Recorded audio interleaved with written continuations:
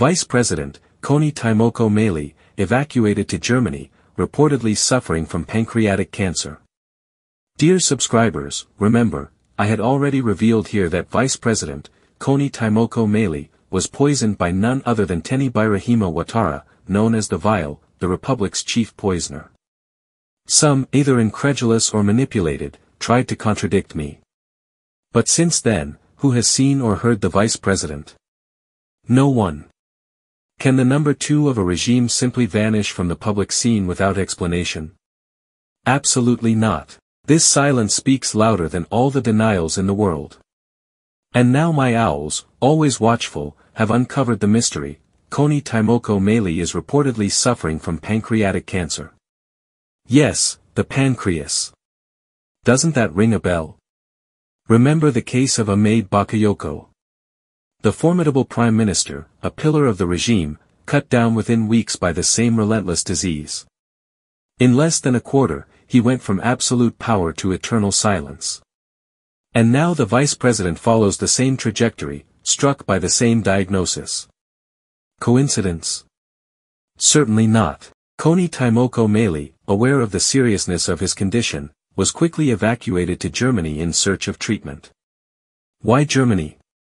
Because this country is known for rescuing the most serious cases of poisoning, as was the case with Alexei Navalny, the Russian opposition leader. But everyone knows that this type of cancer, especially when provoked by Teni Birahima Ouattara's Vile, offers little respite. If what I wrote were false, do you really believe the Ouattara clan would have remained silent? No, they would have paraded Kony Timoko Meli on television, even for a staged ceremony, just to prove me wrong. But they haven't. Why? Because the vice president has become unpresentable.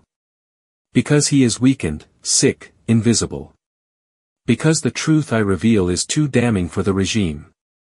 Even worse, Teni Birahima Ouattara, already convinced of his macabre victory, is said to have told those around him that Kony Timoko Meli would only return to Côte d'Ivoire as a corpse. Such is the cold cynicism of a man who has turned poison into an instrument of power. What is at play here, dear Ivorians, is a merciless duel between two men, Kony Timoko Meli, who wants to survive and remain in the political game. Teni Birahima Ouattara, who tolerates no rival and prefers to poison rather than share. One seeks a remedy in Germany. The other clings to his vial, convinced that the death of one ensures the ascension of the other. It is a duel to the death, a symbol of the rot of a regime where ambition kills more surely than bullets. All of this only confirms what I have been writing for years: we are not governed by statesmen, but by predators without scruples. When a regime resorts to poisoning its own lieutenants to preserve a family dynasty, it is a regime in its death throes. So let us wait to see who will have the last word between Teni Birahima Ouattara and Kony Timoko Meli. But one thing is certain: this tragedy is yet another sign that the end of the Ouattara regime is inexorable.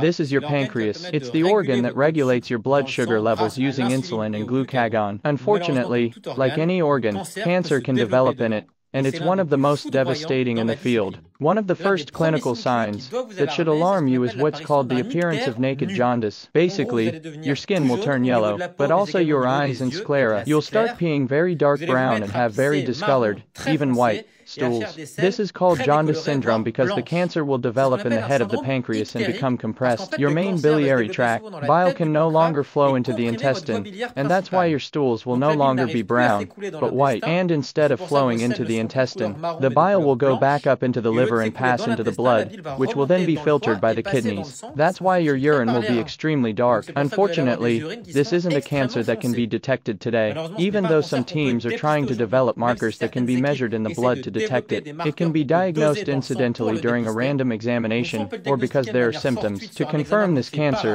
we have several options. CT scanning, which is the best examination, uses color codes in red, the pancreas, and in green, the tumor growing inside. With this example of a much larger cancer, and the examination to have written proof that it is indeed cancer is endoscopic ultrasound. Basically, an ultrasound probe is passed through the stomach to see through it, and also to be able to pass a needle through the stomach into the pancreatic tumor to remove a piece and send it for analysis.